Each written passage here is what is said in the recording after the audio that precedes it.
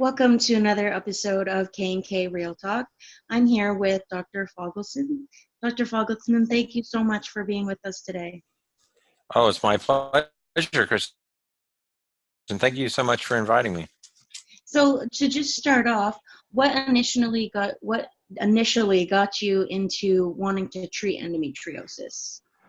Well, a couple of different things. For one, when I was a general gynecologist, quite a few years ago, I finished training in 2005. My early training in 2005. You always had a lot of patients that had pelvic pain issues, and my initial training was really quite rudimentary, as it would be for any general gynecologist. And at that time, I was taught sort of the falsity that there really was nothing to do for these people, and being us, women with endometriosis.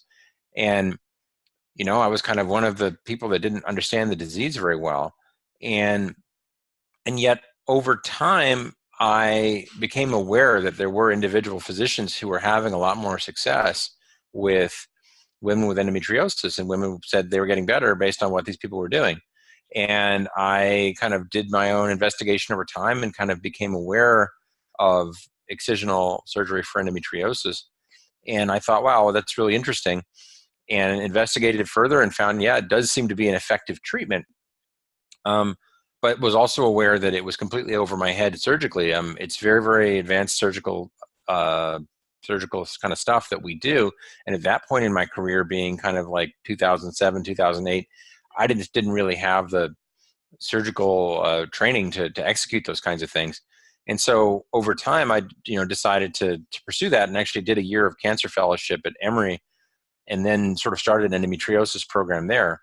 And that was in 2011. And then since that time, have really focused myself to where now I'm 100% focused on endometriosis care, and I've continued to grow what I'm able to do surgically to where now I do really the most complicated cases that anybody does, including, all kinds of stage 4 endometriosis and, complex diaphragm work and all this kind of stuff that sort of the upper echelon surgeons are doing. And now that I'm kind of in that group, and, it's been a long process. It's taken me probably 15 years from the moment I said, hey, this is something I maybe want to do, to really where I feel like I'm doing it really as well as anybody is. And, it's very gratifying to see women that really have struggled for a long time, and you're able to execute the things that we've worked hard to learn, and they're better, and really to help them. And not to say that surgery fixes all things 100% of the time, because it doesn't, but we know what we're able to do is far more effective than what most general OBGYNs do, which is to generally just try to ablate the disease or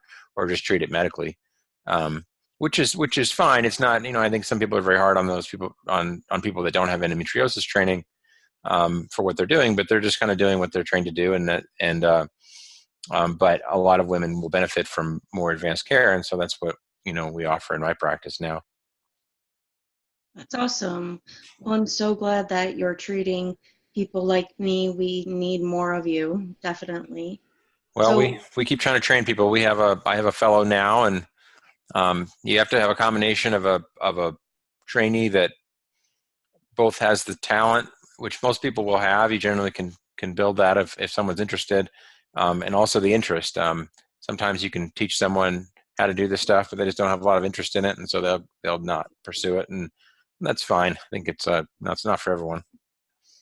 it is complex. So would your number one recommendation be excision surgery? Well, I mean, that's too simple. I mean, the number one recommendation is to see a physician who really is experienced with endometriosis and pelvic pain in general, and then take their advice. And I think that you will get a lot of what you see online is all very good information, but I think also sometimes the information that we get online is a little bit simplified, and it's not surprising. It's hard to communicate really complicated ideas, and and you have a lot of people providing information that aren't necessarily experts themselves. They've just read and educated themselves, but haven't studied it from like a medical point of view. And so I think that excision surgery is an important part of getting better from endometriosis. And if people have, particularly if they have deep infiltrating disease, which means really thick nodules of endometriosis, then they're not going to get substantially better without excision surgery. But also pelvic pain is not just endometriosis. There's lots of other entities of pelvic pain, and women with endometriosis also develop other entities. I mean, you can get chronic neurologic pain potentially. You can have pudendal neuralgia. You can have pelvic floor dysfunction, which goes with endometriosis often. And also you can have interstitial cystitis and then other entities that we're just even kind of coming to understand. So I think the best you can do is work with a physician that's thoughtful about it and, reads what's new, and not only can provide you with the best excision surgery that's available, but also, really kind of work with you on all the things that may be beneficial, because, surgery alone is just sort of one foot of the stool. You have to really look at a lot of things. I totally agree. It's a whole body, whole person disease. Yeah. I mean, I even have patients work with, some patients work with my wife. My wife is a health coach, and she's not a surgeon. She actually is a physician. She used to be a neurologist, but a lot of patients benefit from dietary modification and even other kind of motivational things about how can they change their life to be more healthy. Um, and I think there's people that kind of poo-poo that as sort of saying, well, that's woo-woo, and really all you need is surgery. But I feel like you need a little bit of a holistic approach to it. If you're too holistic and you say you're going to fix it with herbs and berries, well, I don't think that's going to work very well. But I think that if you have excisional surgery, but then you also, follow an anti-inflammatory diet, and you have regular vigorous exercise, and you try to avoid certain triggers in your diet and other environmental triggers, and those are kind of things that kind of health coach kind of people can help with. That's why I think looking at a lot of different things is important to follow, and people that do are going to get more better than someone that just has surgery. There's so much information and there's so much misinformation about endo. So how Yeah. would you describe it medically? Well, I think if you were to really simplify it, you would say that there's tissue outside of the uterus that is endometrium-like. It's not endometrium. Endometrium is the natural lining on the inside of the uterus. So every month it grows and gets prepared for a pregnancy. It's actually the tissue that will eventually develop that will host a pregnancy if a person gets pregnant during that month. And then if you don't get pregnant, it sloughs off, and that's the menstrual cycle. And so that cycle of preparing for pregnancy is every month. From a from an animal point of view, like if you think about a dog or a horse, human women go into heat once a month, whereas some animals do it once a season, but we do it once a month. And if you don't get pregnant, then you slough it off, and that's a menstrual cycle. So you can imagine that the tissue that's on the inside of the uterus, tissue that is like that, is growing outside of the uterus. It's not endometrium per se, because it's actually genetically distinct. And also it's not organized like endometrium.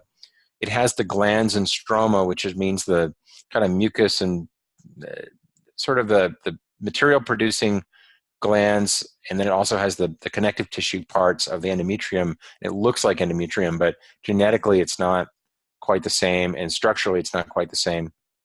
It's kind of disorganized, whereas the endometrium in the uterus has a really ordered appearance. Endometriosis is a very haphazard mixture of endometrial glands and stroma. But you get a sort of a menstruation-like problem where the pelvic tissues are swelling and potentially bleeding. And potentially when a woman menstruates, you can even have sort of a menstruation in the pelvis.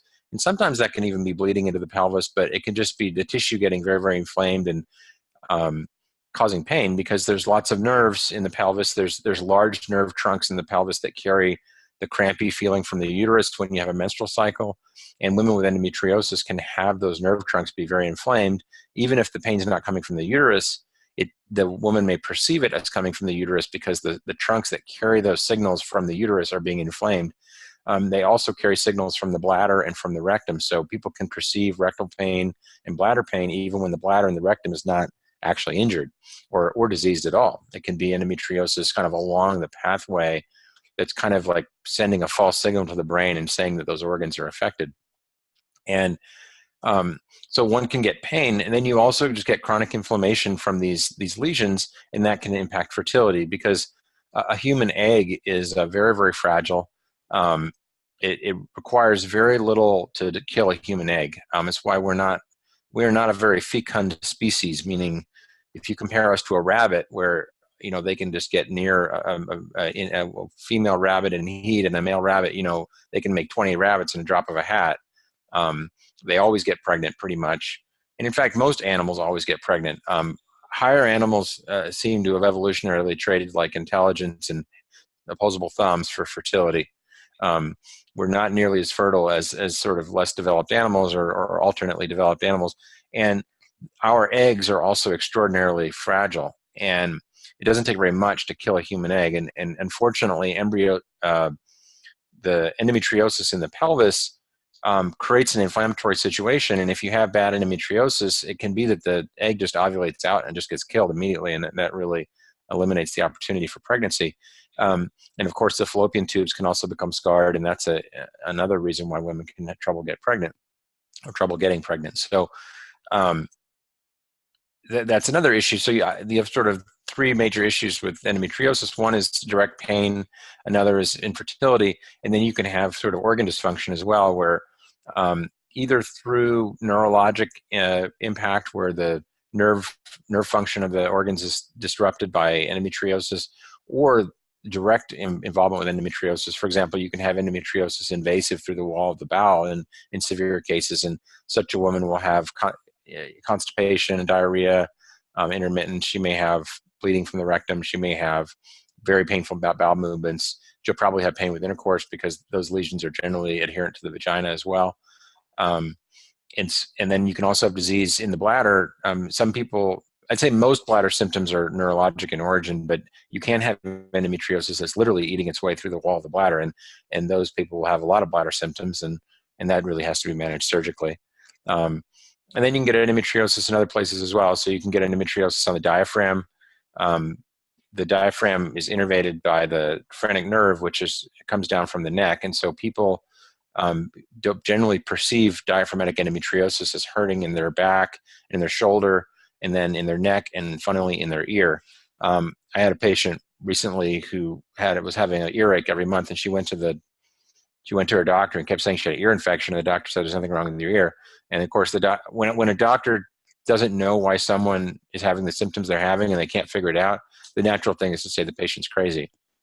And I don't think they literally think the patient is psychotic, but they're just sort of like, I don't know, this is weird, I don't understand it, the patient must be nuts, and it's just kind of a defense mechanism. But actually, if you understand the disease state, it makes all the sense in the world, because the posterior part of the diaphragm is innervated by the third cervical root out of the neck, and that same cervical root innervates the inside of the ear canal.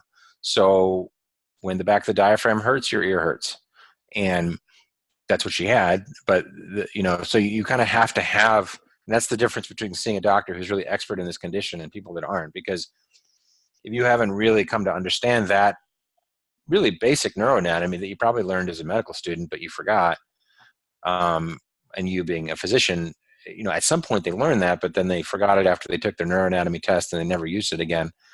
So they didn't need to store that piece of information. Those kinds of basic science pieces of information really come into play. And so if you study these things and keep them front of mind, sometimes you can make the diagnosis that someone else might have missed. And it's not so brilliant. It's just like understanding that what's in the textbook, but there's just not, you can read a textbook, it's like 2,000 pages. You don't have it all in your brain. So the question is, do you have the pieces in your brain that are needed to make one particular diagnosis? And of course, if a patient had, some bizarre gastrointestinal condition, I'm sure I would miss it because I don't know everything about bizarre gastrointestinal conditions, whereas a well-trained gastroenterologist would go, oh, well, Dr. Fogelson's an idiot. Of course it's Tsutsugamushi fever, which is not a real condition. But I mean, so it's everyone just knows what they know, and it's not any doctor's bad or whatever, but they just, that's why it's important to see somebody that knows, that knows the condition well. That was kind of a off topic, but that's okay. No, it was great. A question that I get all the time is, what is endobelly? What causes it? And how do I treat it? Endobelly is swelling of the bowel. There's only so much that can swell your belly. There's not that much in there. It's your guts and your uterus and your ovaries and that stuff. And the uterus and the ovaries and the bladder can't really swell. The only thing that can swell is your bowel. So the the bowel, when it is working correctly, it's like a snake and it's pushing food through, and it's a muscular tube, and it requires a coordinated neurologic system to continue make that tube contract and push food through and be small. When the bowel gets paralyzed, the tube naturally relaxes, and what causes all the small bowel to occupy more space, thus making your belly big. So that's a little bit of information, but does that turn into a cure? And not necessarily. I can tell you that inflammation associated with endometriosis is going to inflame the bowel and make endobelly better. So for that reason, excision surgery is going to generally help with endobelly. But I will admit that there are plenty of people that have real bad endometriosis and bad endobelly, and you do excision and they experience improvement in some domains, but sometimes people continue to have that kind of bowel symptom. And I don't know if it is, persistent neurologic dysfunction in the bowel, or if it is, hopefully it's not literally bowel endometriosis, because you would have hopefully seen that at the time of laparoscopy. But if it is and it was missed, I mean, that would be something. And then, or it may be some other dysfunction. I mean, I'll tell you, that's an element of endometriosis that, in my experience, is pretty hard to it's hard to make it go. Usually people say it gets somewhat better, but I rarely experience someone that has really bad endobelly and you go out and do excision where they say it's totally gone. There is this other element called SIBO, which is a small intestinal bacterial overgrowth. Most gastroenterologists aren't even sure it's a real thing. I think a lot now tend to accept that it's a real thing. I think a lot of naturopaths kind of know more about it. But the basic idea of SIBO is that there's too much bacteria in the small bowel. The small bowel is not supposed to have a ton of bacteria in it. It's supposed to be relatively sterile. Well, that's what they say in the textbooks. In my experience, it's not sterile, because if you get it in the belly, that you get an abscess. But there's a concept that maybe the bacteria is just overgrowing. The question is, what do you do about it? There's a lot of naturopaths and kind of like holistic doctors that have all kinds of various recommendations. They usually involve taking antibiotics to try to kind of knock down the quantity of bacteria in the small bowel. That's not an area that I treat. I mean, I'll refer patients to a naturopath or to some gastroenterologist or have some experience with it. But I would say it's not a thoroughly defined condition, nor is it thoroughly agreed upon exactly what it is, and even to some extent whether it even exists, I guess. But I think it probably does exist. And I think kind of like endometriosis, I think that some people are skeptical of certain things because they don't really know that much about it. And I think some people are skeptical of SIBO because they don't really know very much about it. But I think that may be an element of the quote endobelly. Yeah, definitely. Are you working on any projects right now other than training people? A number of things. We do some educational things in our community and in neighboring communities. We give grand rounds and talk about endometriosis so that people are aware of what can be done for the condition, and develop referral patterns as well, of course. But there's other people in town that also do endometriosis work that that will help get patients sent to them as well. And then I'm kind of tinkering with a new technique of doing called a selective presacral neurectomy. I don't know if you're aware of what a presacral neurectomy is, but it's a procedure where you cut the visceral innervation of the uterus. And if that's all it did, it would be a great thing, because you could make the uterus really numb of the deep cramping that someone feels with their cycle. You can basically block that sensation. The problem is that it also blocks certain functional elements of the lower colon and also the bladder. So it doesn't come for free to cut those nerves. But I've recently been doing dissections in cadavers and also in live people. I mean, not really dissections, but I mean, over the course of surgery, where one can see the nerves that are going to the uterus off that nerve trunk, much more distally or further down the nerve than where you would typically cut it in a presacral neurectomy. And I'm kind of cogitating about whether or not we can do a selective presacral neurectomy where we just denervate the uterus without denervating the colon or the bladder.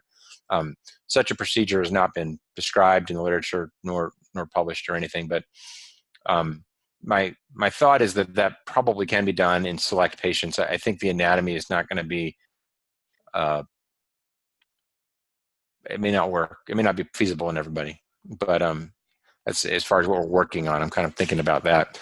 And then of course I'm training in neuropelviology, that there's a entire field of study, which is pelvic neurosurgery and pelvic neurofunction, which was originated by Dr. Mark Possover, who is a gynecologic surgeon, an endometriosis surgeon, as well as a vascular surgeon, who is in he's in Zurich in Sweden, not Sweden, Zurich in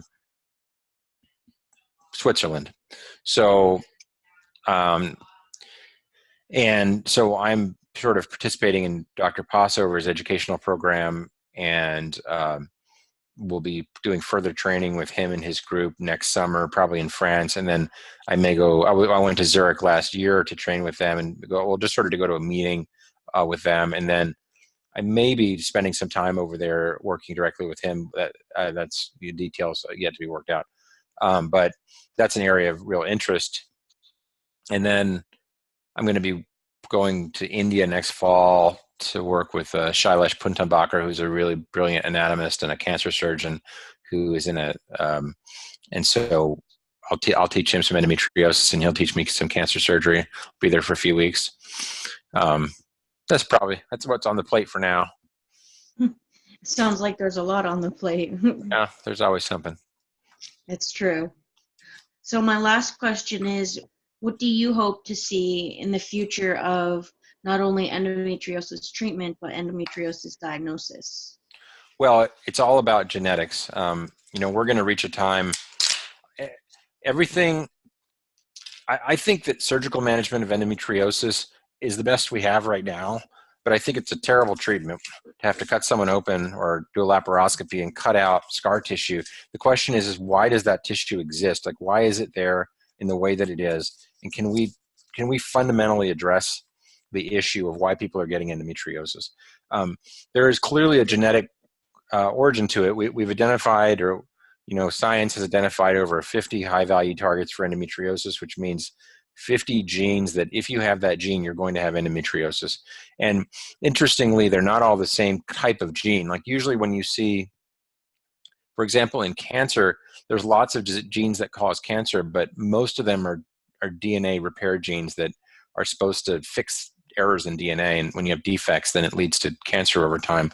What's really weird about endometriosis is that of the high-value targets for the disease, many of these genes don't do the same thing, and they don't do anything even similar to each other, which makes you think that endometriosis, or makes one think that endometriosis is not just one disease, that it's a constellation of diseases that kind of has a similar appearance or in similar symptoms.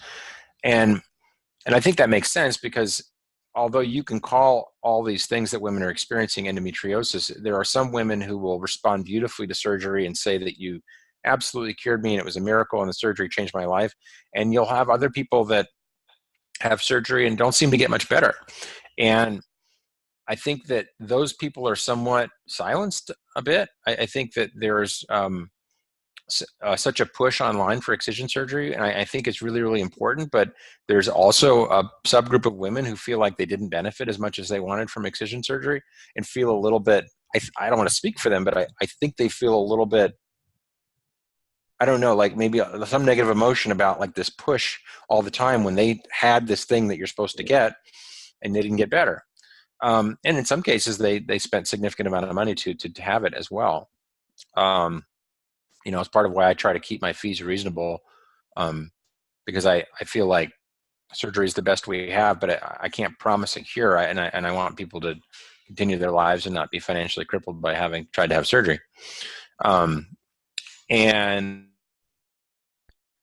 I think that, so I think that genetics, as we come to understand the variety of things that are causing endometriosis, we're going to eventually be able to treat the disease genetically, because we will be able to, it could be as much as treating someone who's already an adult and fixing a certain genetic mutation, and maybe that would make excision work better, such that you could excise all their disease and then they don't have recurrence, or they don't have, they have less symptoms or something. I mean, we don't even know yet.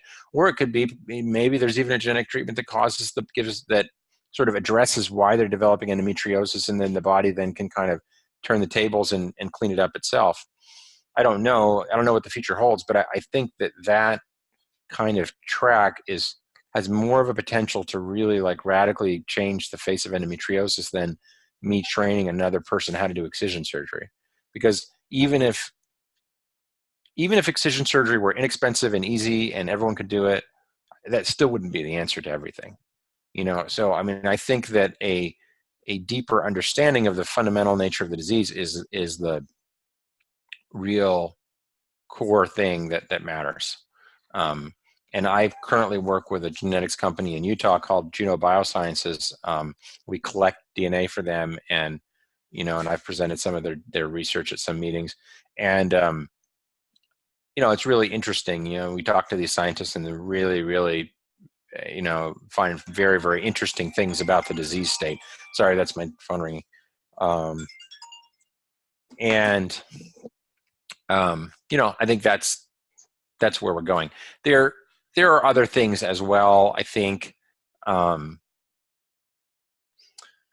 we'll come to understand more about why some, genetic diagnosis may even understand why one person will really benefit from medical therapy and someone else will not. I mean, there are clearly some patients that you put them on a little bit of progesterone and their symptoms go away.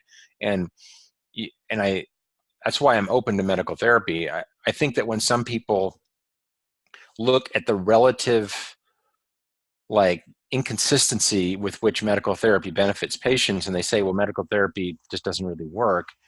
And I think the reality is that it works really well for some people, and it works not at all for some people. And that doesn't mean that the therapy is inconsistent. It means that the disease is inconsistent. That when two different people behave differently to the exact same exposure, the difference is the person. It's not the treatment. The person is different, and the disease is different, and they're probably genetically different. So that there may be individuals for whom estrogen suppression seems to help, and there are other people where it seems to do nothing. And we talk about how deep infiltrating endometriosis nodules make their own estrogen, and thus estrogen suppression will do nothing. Well, that's simplifying it. The reality is that I think that some people have a genetic endometriosis type that does make its own estrogen, and therefore estrogen suppression doesn't seem to work, whereas some people don't. I mean, I've certainly had patients where you put them on some norethindrone acetate, which is a synthetic progesterone, and they have substantial reduction in their symptoms. Now, is it making the endometriosis go away? No, it's not. But is it making their life better? Well, if they say it is, then it is. So that's why I'm certainly willing to be open to anything that may be helpful.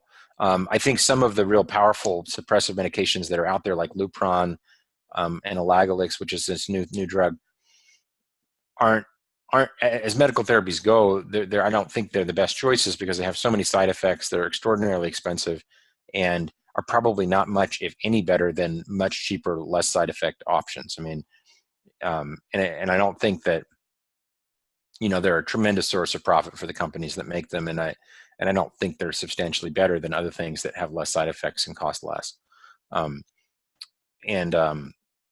But there are some cheap things. So for some people, that medical therapies can help. And then I don't know what else. I'll stop there. Well, If you put a quarter in me, I go for a long time. Well, that's okay. I can talk a lot too.